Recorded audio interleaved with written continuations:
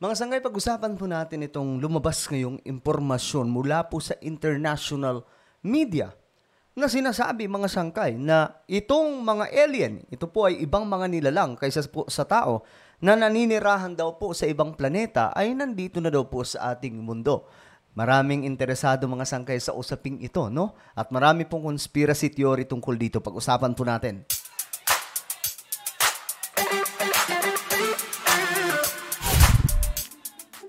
Hey, what's up? Ang sangkay, this is me, Sangkay Janjan. I'm back.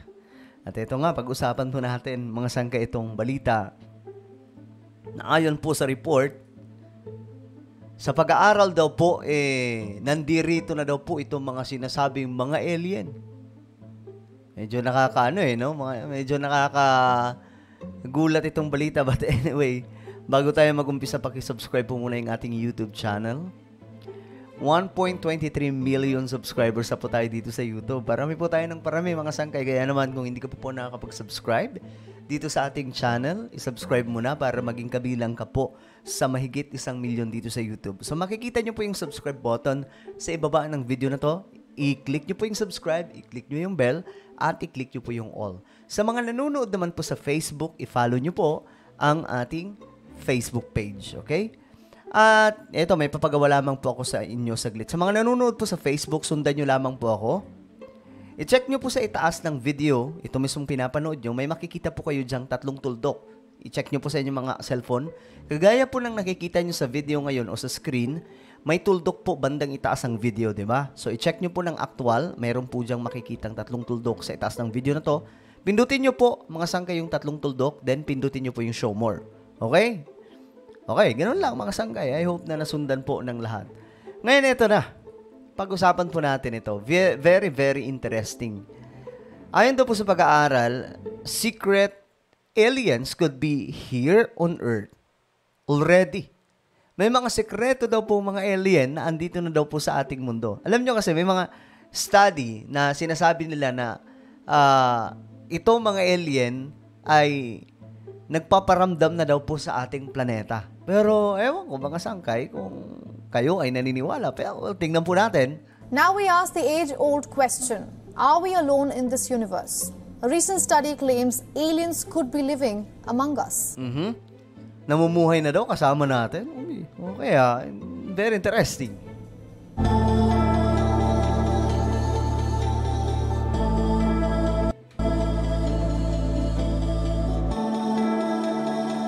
Alam niyo mga sangkay, yung mga katulad niyang sasakyan, ewan ko kung napapansin niyo to, marami na pong mga documented na mga nakita po ng mga kahalintulad po nitong sasakyan na nakikita po sa iba't ibang mga bansa. Pero, until now, wala pa rin pong nakikita ang dito mga sangkay kung totoo ito o hindi. For long, humanity has held the cosmos to be the final frontier, with astronomers and scientists scouring the heavens for telltale signs of life beyond our blue planet.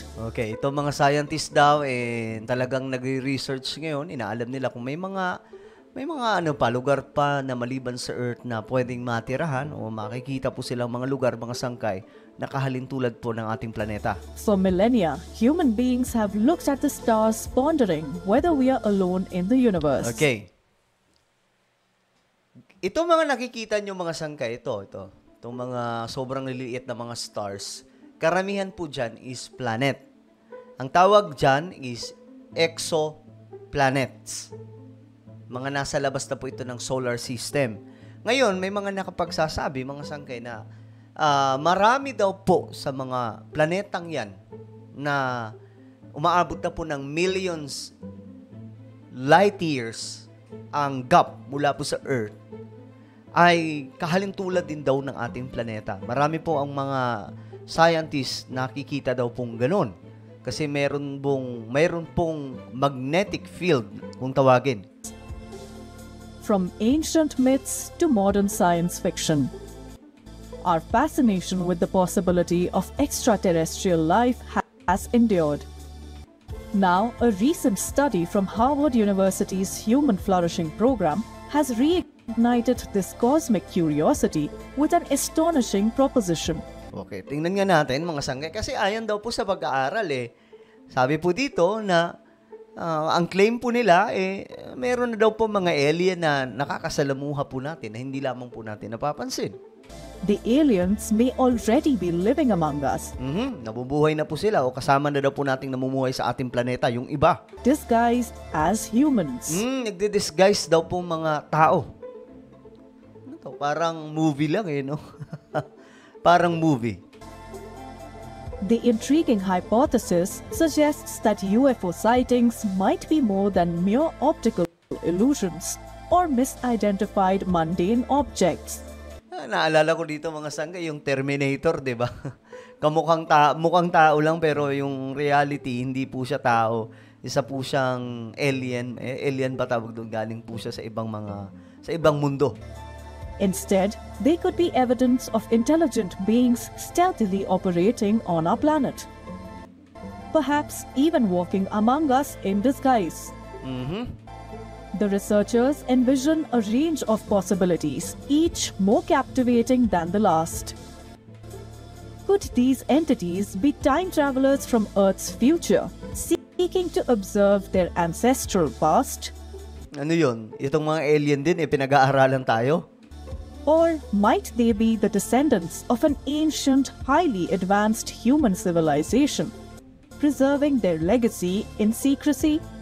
The Harvard study on aliens has raised eyebrows, with its startling conjecture that intelligent dinosaurs may not have perished millions of years ago, but evolved into a sophisticated underground society hidden from our view. As far-fetched these speculations may be, they underscore the vast unknown that still surrounds us. The hypothesis is also likely to fuel the debate as we seek to find our potential extraterrestrial neighbors. So, may ano pa, mga sangkay, debate pa po tungkol dyan Siyempre, mga scientist, gusto po talaga nila dyan makakuha po ng ebidensya rin. Makakuha po sila ng isang bagay na magpapatunay na yung kanilang paniniwala na mayroong nag-i-exist na ganun, totoo. Bureau Report beyond World is One. Okay. Ganito lang yan, mga sanggay. Ang isa po sa rason bakit po may mga ganitong klaseng kwento o conspiracy, yung nasabi po ng iba na kapag napatunayan daw na mayroon pong talagang totoong extraterrestrial in human na nagdi-disguise ng mga aliens. Ngayon, mga sangkay, mapapatunayan daw po neto na hindi totoo na mayroong Diyos. Mababasag daw yung paniniwala natin sa mga nakasulat dito sa Biblia. Pero for me, mga sangkay, kung totoo man na may alien, hindi po mababali ang nakasulat sa Bible. Okay?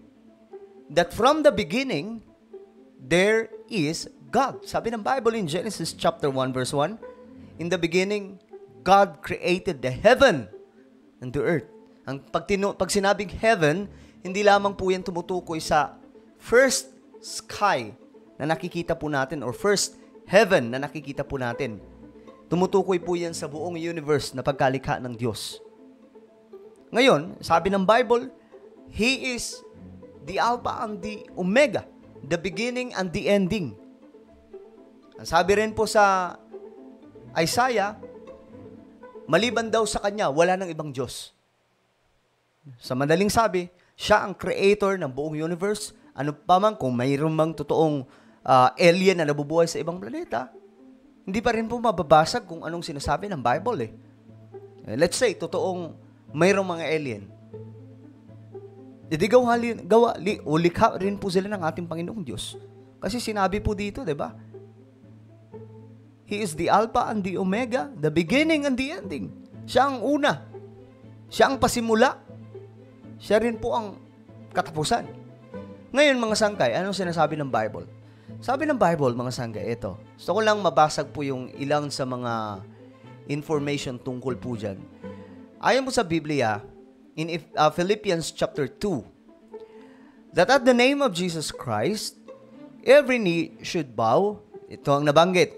Lahat daw po ay luluhod of things in heaven, things on earth, and things under the earth. ito po ay tumutukoy sa mga nilalang. Nabanggit po dito ang heaven. So, hindi lamang po mga sangkay ang tinutukoy dito mga angels, kundi kung mayroon pang mga nilalang sa kalawakan, kasama po sila dito, na sinasabi lahat po ng mga yan ay luluhod. Sa langit man. Nabanggit dito, things in earth. Ito na yun, mga nilalang na nasa lupa. Nabanggit din po dito, and things under the earth. Mga bagay na nasa ilalim pa, mga nilalang na nasa ilalim ng lupa. Kung mayroon mang mga iba pang nilalang, kung totoo ang Agartha, well, sila po ay under sa kapangyarihan ng ating Panginoong Diyos. Sabi ng Bible, and that every tongue should confess that Jesus Christ is Lord to the glory of God the Father. Ngayon, mga sangkay, ito pa. Sabi ng Bible, Deuteronomy chapter 29, verse 29. Okay? The secret things belong unto the Lord, our God. Ang mga sekreto daw pong mga bagay ay sa Diyos na. But those things which are revealed belong unto us, unto our children forever. That we may do all the words of this law. So may mga secret things, may mga bagay talaga na sekreto na at sa Diyos na lamang yun. Pero may mga bagay daw po dito na sinasabi na ipinakita po sa atin. Ito, basahin po natin sa Tagalog para maintindihan natin. Ang mga bagay na lihim ay nauukol sa Panginoon nating Diyos. Ngunit ang mga bagay na hayag ay nauukol sa atin at sa ating mga anak magpakailanman. Ito yung mga bagay na inihayag sa atin, kagaya po yung, kung ano po yung mga nalalaman natin, pinahintulutan po yan ng ating Panginoon. Para ano? Upang ating magawa ang lahat ng mga salita ng kautosang ito. So yung mga bagay na alam po natin, yan po yung magtutulay sa atin na maniwala na mayroong Diyos na tagapaglikha at kailangan po natin yumuko at sumunod sa kautusan ng ating Panginoon. You see, mga sangkay, hindi po nagko-contradict ang pagkakaroon ng alien mula po sa Word of God. Because sa una pa lang sinabi na po ng Bible, He is the beginning and the ending. Di ba? Siya ang una at huli. Siya ang pasimula at katapusan. Sabi ng Book of Isaiah, ilang beses na sinabi po doon na maliban sa akin, wala nang ibang Diyos. Walang kilala siyang ibang Diyos. Siya ang pinaka-supreme sa lahat. So kung totoong may alien, sila po ay under sa kapangyarihan ng ating Panginoong Diyos. O nilikha lamang po sila ng Diyos. Kung totoo. Subalit, wala po kasi tayong mababasa sa Biblia na mayroong mga nilalang na nasa iba't iba pang kalawakan. Kasi ang Biblia, tumutukoy lamang po talaga sa napakagandang planeta na Earth. At sa mga napakagagandang nilalang ng Diyos, walang iba kundi ang tao. Kayo ba, mga sangkay, ano po ang inyong opinion tungkol po dito? I-comment nyo po sa ibaba. At ngayon, mayroon po akong isang YouTube channel, Sangkay Janjan Daily. Hanapin nyo po ito sa YouTube. Nag-upload po ako dito, mga sangkay, ng mga vlog. Mga ginagawa po natin sa buhay, dito po natin ina-upload. Dito nyo po ako mas makikilala. At marami rin po kayong makikilala po ditong ibang mga tao. At mag-i-enjoy po kayo, okay? Hanapin niyo po ito sa YouTube, Sangkay Janjan Daily. Then click the subscribe, click the bell, and click all. Ako na po yung magpapaalam. Mag-iingat pong lahat. God bless everyone.